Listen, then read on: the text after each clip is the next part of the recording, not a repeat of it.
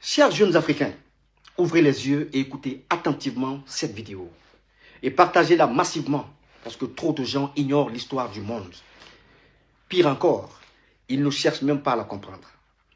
Ils ne s'informent pas, ils ne questionnent rien. Le feu président Ahmed Sékou Touré le disait clairement. Les premiers ennemis de l'Afrique sont les Africains eux-mêmes. Cette phrase dérange, mais elle est profonde. On crie chaque fois à l'unité africaine, on parle de panafricanisme. Mais combien d'entre nous comprennent réellement les enjeux auxquels nous faisons face? Combien sont prêts à dépasser les divisions et les manipulations? La vérité est simple.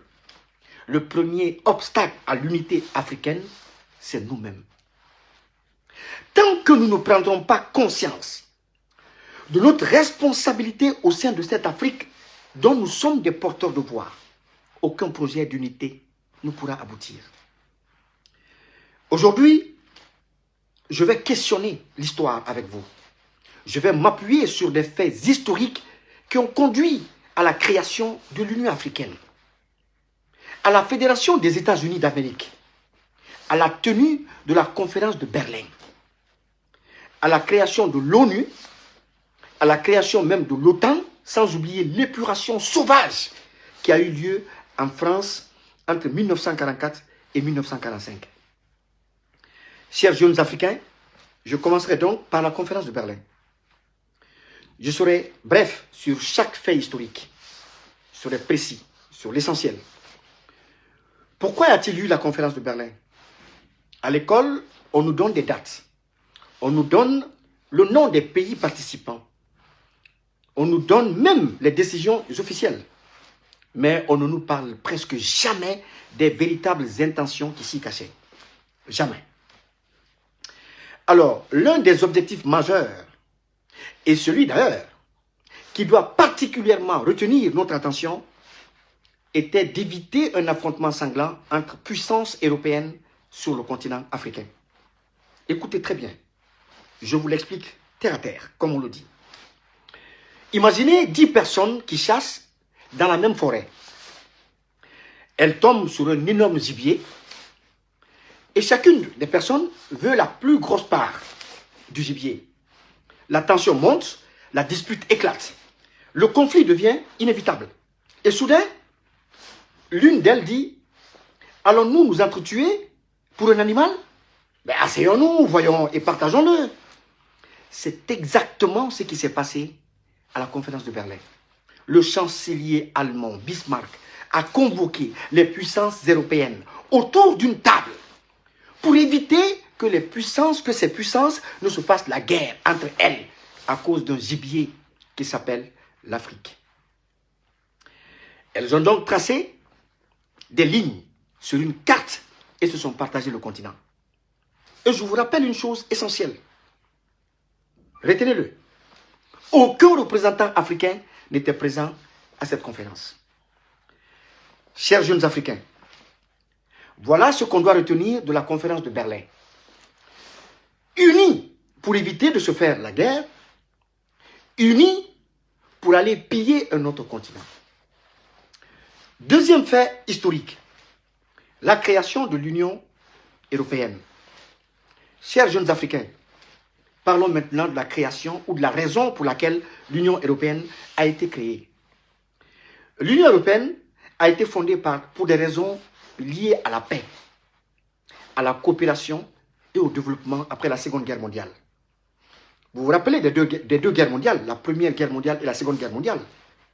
Ce sont des guerres qui ont été dévastatrices et qui ont secoué le monde en faisant près de 60 millions de morts, rien qu'en Europe. Et face à cette catastrophe ou à ces catastrophes, les pays européens ont décidé de s'unir. Pourquoi s'unir? Pour éviter de nouvelles confrontations entre voisins et pour tisser des liens économiques, des liens militaires et des liens politiques. Ce que nous retenons de ce deuxième fait historique, s'unir pour éviter de nouvelles confrontations entre pays voisins et s'unir pour construire des liens économiques, politiques et militaires. Troisième fait historique, l'OTAN. Chers jeunes Africains, parlons maintenant de l'OTAN. Car beaucoup d'entre vous entendent ce nom sans vraiment connaître ses objectifs, même sa définition. Pourquoi l'OTAN a-t-elle été créée? D'abord, l'OTAN, c'est l'organisation du traité de l'Atlantique Nord qui a été fondée en 1949 pour assurer la défense collective de ses membres contre toute attaque armée. Donc, c'est une alliance militaire internationale. Alors, qui regroupe des pays comme la France, l'Allemagne, le Royaume-Uni, les États-Unis, le Canada, ainsi de suite. Mais chaque pays garde ses propres forces armées. Mais en cas d'attaque contre l'un des membres de l'OTAN, l'OTAN coordonne immédiatement une opération militaire conjointe pour défendre le pays attaqué. Qu'est-ce qu'on retient de la création de l'OTAN? Unis pour se défendre ensemble en cas d'agression ou d'attaque, unis pour des intérêts militaires. Ça parle toujours d'union. Chers jeunes Africains, quatrième fait historique, la guerre de sécession qui a fédéré les États-Unis d'Amérique. La guerre de sécession a éclaté parce que le Sud voulait préserver l'esclavage, tandis que le Nord voulait limiter l'esclavage et renforcer le gouvernement fédéral.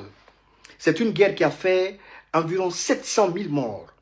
Elle a été la guerre la plus meurtrière de l'histoire des États-Unis. Mais ce qu'on retient de cette partie sombre de l'histoire des États-Unis, c'est que deux pôles de même continent se sont livrés à une guerre atroce et sauvage, mais le résultat a donné naissance aux États-Unis d'Amérique avec un seul gouvernement fédéral. Donc, chers jeunes Africains, partagez cette vidéo comme je l'ai dit parce qu'il y en a qui ne connaissent pas l'histoire du monde. Alors, cinquième fait historique.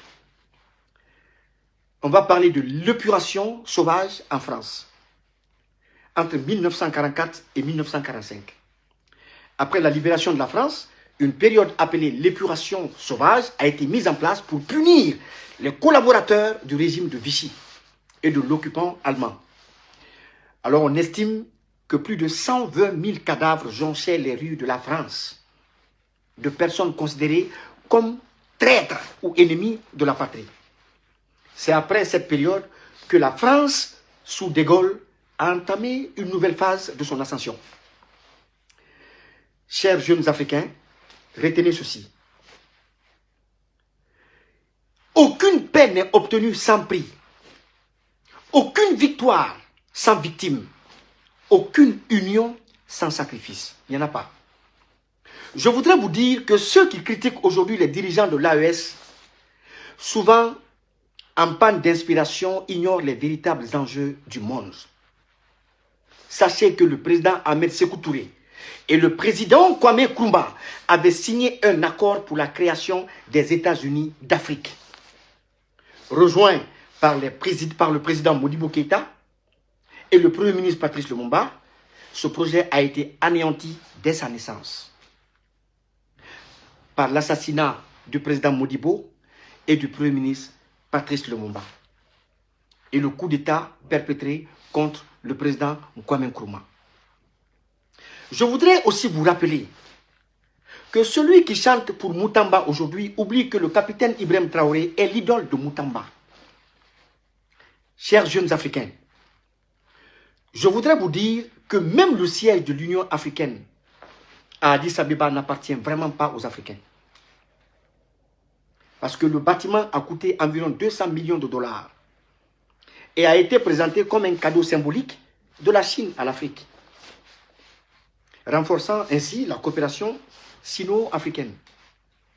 200 millions de dollars pour insulter la souveraineté de tout un continent. Et je me dis que si nos dirigeants de l'époque avaient demandé à chaque Africain de contribuer à la construction de ce siège avec nos propres moyens, chacun aurait pu apporter peut-être 1 franc CFA à peine. Parce qu'en effet, si l'on divise 200 millions de dollars par 900 millions d'habitants, le montant devient vraiment insignifiant pour chacun d'entre nous. C'est ce combat que l'AES mène. L'AES veut une Afrique pour les Africains. Une Afrique libre et digne. Une Afrique souveraine, à l'image des États-Unis d'Afrique et de l'Union européenne. Et si pour y arriver, il faut passer par une épuration pour débarrasser notre continent des obstacles à l'unité, alors nous le ferons. À bon entendeur, salut. La patrie ou la mort, nous vaincrons.